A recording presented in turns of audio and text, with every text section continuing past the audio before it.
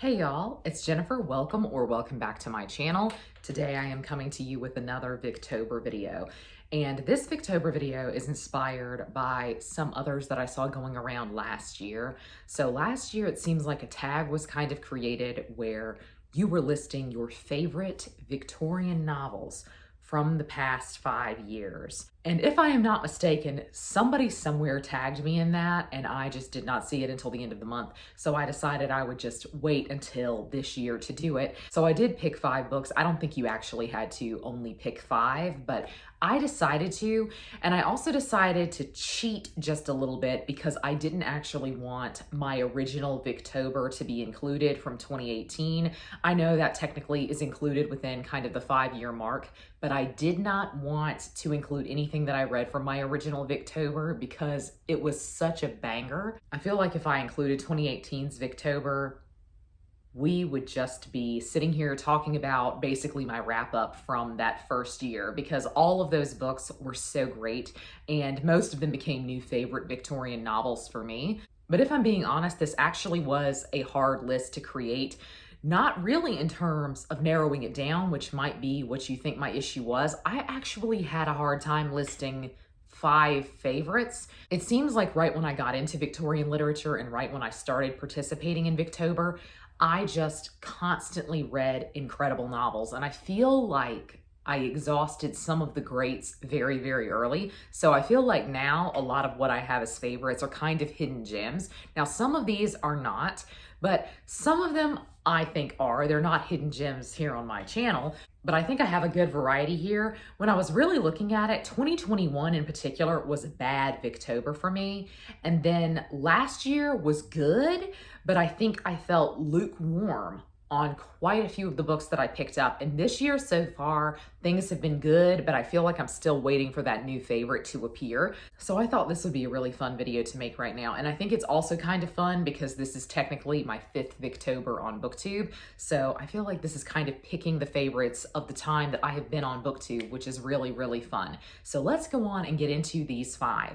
These are going to be in no particular order, but I do have a favorite of the past 5 years that I guess I should save until the last. I feel like if you have been around on my channel in the past couple of years and you've watched any of my Victober videos, you know what I'm going to say is my favorite. I feel like it's not a secret, but I'll still wait till the end.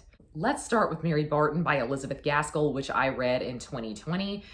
Everything else by Elizabeth Gaskell that I have tried, I actually read outside of the 5-year purview, which is really incredible. She is an author that I stumbled into and that I got into before I had a channel. So I read North and South and some of her shorter works before getting onto booktube, but this is the second novel of hers that I had read.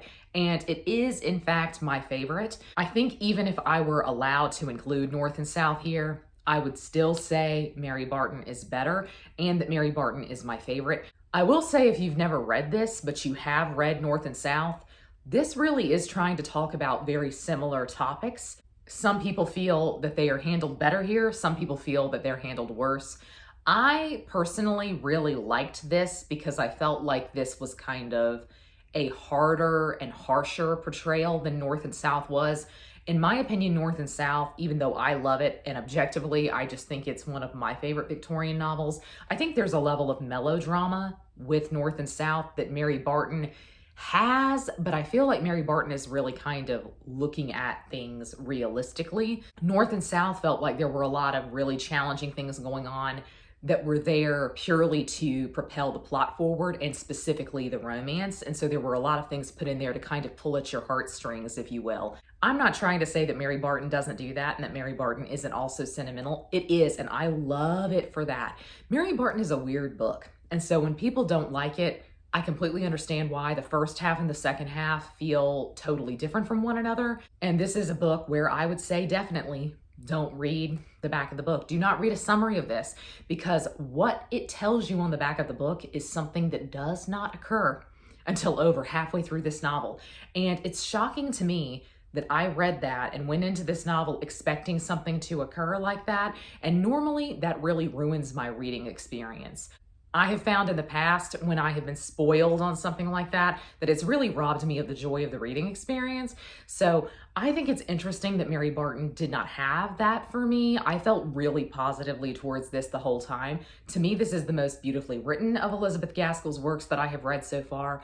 And also, I think one of the characters in here and one of the romances in here is so incredibly sweet, possibly my favorite in Victorian literature. And also in terms of disability representation, I thought Mary Barton was very, very well done. It seems like some Victorian novels, they really nail it in terms of disability representation. Other Victorian novels, you sit there shaking your head, genuinely wondering what the author was going on about because it's so strange. I feel like Elizabeth Gaskell was very, very nuanced. I just love this book. I gave this 5 stars. This is one of my favorite Victorian novels. A new favorite from last year is a book that I have continuously thought about just because the vibes were so immaculate, and that is Uncle Silas by Sheridan Lafano.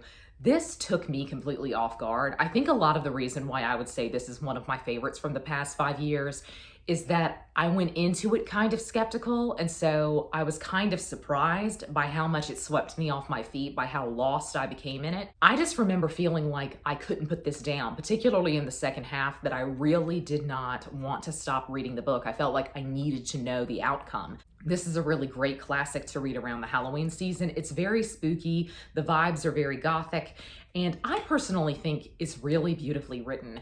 I kind of think that's one of the through lines of my 5 favorites as well, is that I think they're very quotable. They're books that you kind of want to annotate, and I found myself wanting to annotate this. I did tab in a few places, but I wish that I actually had annotated it. And I guess that's on me. I went into this assuming this would just be kind of a fun romp, a little bit of a mystery thriller, and that would be all there was to it. To me, it was really beautifully written in a way that was almost shocking. I really enjoy Sheridan Lafano. One of my goals for this month is to read another novel by him that I feel like is going to be in a similar vein. I found myself the entire time while reading this hoping that I had found a new favorite author because I feel like I've read through so many people that I consider my favorites. So I'm really excited by this. I feel like this was a promising book. So there has to be a Wilkie Collins on this list. I know you're wondering where he is, why he hasn't made an appearance before. I limited myself. I said I can only name one by him, and I even was shocked by the one that I wanted to put on this list as one of my top 5 favorites from the past few years, because I've really just discovered him since 2018. I read The Woman in White, and every year since I have read 2 or 3 Wilkie Collins novels for Victober. He has around 14 novels. I have read 10 at the time of filming this, which is really shocking. And so I feel like I have read a lot of good and semi-bad things. I won't say that I've read anything by him that was horrible, but I was really shocked when I was looking at the ones of his that I had rated 5 stars in the past, that this is the one I think of the most frequently other than The Woman in White. And that is No Name. I love No Name. I Will Die on This Hill. There are 4 big novels that Wilkie Collins wrote. They were all published in the 1860s. No Name is one of them. Armadale, The Moonstone, and The Woman in White are the other 3. Now, is this book The Woman in White? No. Is this book on par with The Moonstone or with Armadale? Yes. And in fact, in my opinion, it's actually better. This is one of the more socially active or even political novels of Wilkie Collins's. And going into Wilkie Collins's works and going into a sensation novel in general, I don't often expect there to be that much discussed in terms of kind of current events or current politics, but this one really explored some kind of crazy laws that I did not know existed in Victorian England. Wilkie Collins went to law school. Though he never practiced law, he kind of used that learning in a lot of his novels. No Name is the main one that I can think of, and I think Man and Wife. This book is about 2 sisters and the question of illegitimacy in Victorian England. And I just was blown away by this. I feel like I learned a lot from this novel. It is also the only Victorian novel that I have read thus far that had a section set in York, which is my favorite city in England. Please just recommend to me any and all books that are set in York, England. I will pick them up. But speaking of the fact that this is one of the 4 big ones, this is never the one that rates that highly for most people. And I can kind of understand why. This book purports to be about 2 sisters One of the sisters is infinitely more interesting than the other, in my opinion, and I think everyone will say that you definitely prefer one perspective over another, but to me this was just so interesting on so many levels. I was having a great time reading it. It was a page turner, and I'm just obsessed with his writing. This, of course, has an absolutely hilarious side character because this is Wilkie Collins. But I also thought the social commentary that this one had kind of marked it out as something special in his oeuvre. So this is definitely one of my favorite novels of his. And actually, I would say it probably is my favorite other than The Woman in White. Then we have Romola by George Eliot. No one is more shocked than I am that I would put this on here. I struggled with Romola. In fact, Romola is a book that I had DNF'd 2 times previously. Something about that third time around really opened this novel to me, and I really felt like I understood it. In fact, I flew through it. And I find this to be the case with most of George Eliot's works. For me, I just don't think she is an author that I understand on the first go. And you have so little time in life that really, is that something you want to work with? Is that an author you want to pick up? That's why I never really pick up her books, because I know they require a lot out of you, and I'm just reading to have fun.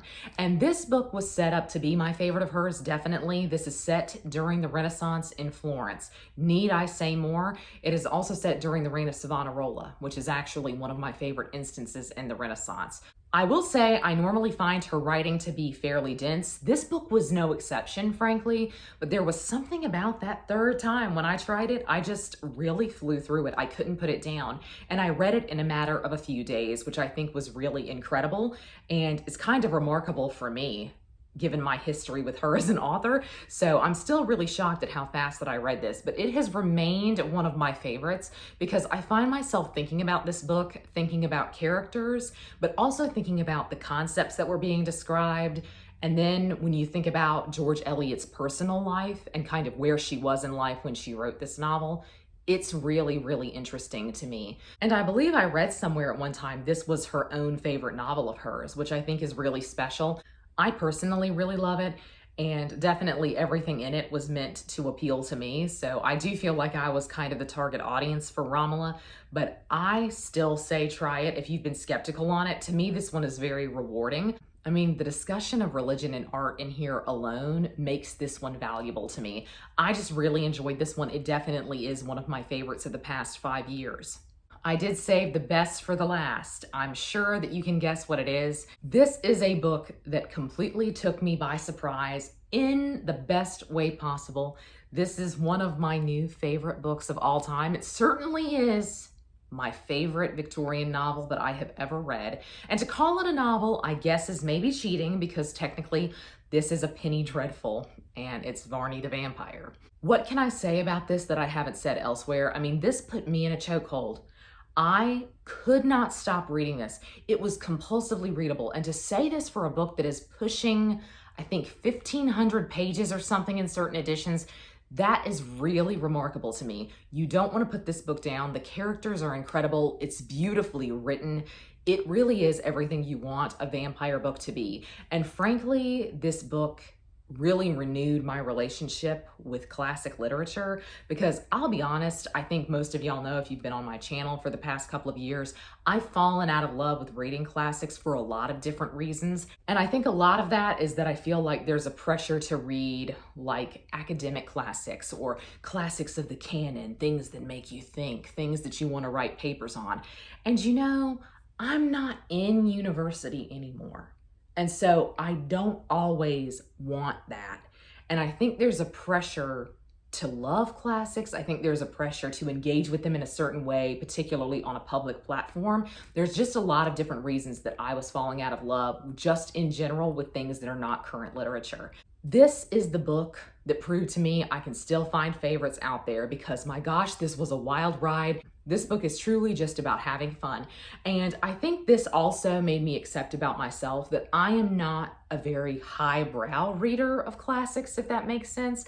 I am not someone who would read much in terms of literary fiction today, but I am always going to read a vampire story. So I feel like it was just a matter of time before I picked up this one. In general, this book taught me a lot about myself because I think I had been forcing myself to read the so-called literary fiction of classic time periods. And that's not a genre that appeals to me today. So why would it in classic form? This really just did a lot for me. So I'm thankful to this book because it kind of renewed my relationship with classic literature. And it's also just a rearing good time. I mean, honestly, I have no complaints about this book. Many of y'all have said you're gonna pick this up since I said that I love it. I want you to know this is always a tentative recommendation because this book has a lot of plot threads that are dropped. There's a lot about this that doesn't make sense. Characters don't line up. Their motives don't line up from the beginning of the book to the end of the book. But I'm telling you, you don't care. You are having such a great time that it matters extremely little to you. And speaking of vibes, speaking of aesthetics, this book has it. So that is definitely my favorite Victorian classic of the past 5 years. I really, really loved it. I would love to know down below what your top 5 are. And if you haven't done this tag yet and you are a booktuber, you should definitely do it. But that's going to be all for me today. I hope you're all having a great week. Happy reading. Happy Victober. Goodbye.